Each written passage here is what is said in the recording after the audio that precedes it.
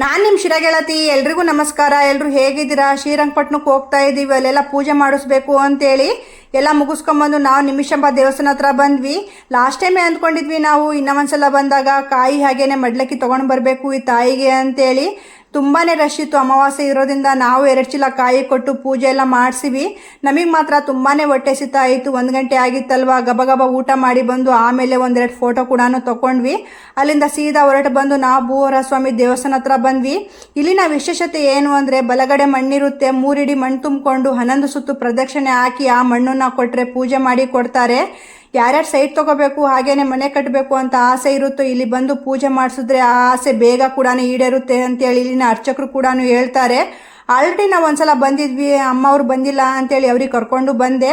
ಬೆಳಿಗ್ಗೆ ಹೋದಾಗ ಮಾತ್ರ ಎಷ್ಟು ಚೆನ್ನಾಗಿ ರೆಡಿಯಾಗಿದ್ವಿ, ಸಂಜೆ ಬಂದಾಗ ಈ ರೀತಿ ಇದ್ವಿ, ತುಂಬಾ ಬಿಸಿಲು. ಹಾಗೇನೆ ನನ್ನ ವಿಡಿಯೋ ನೋಡಿ ಫಾಲೋ ಮಾಡೋದು ಮಾತ್ರ ಮರಿಬೇಡಿ. Thank you for watching.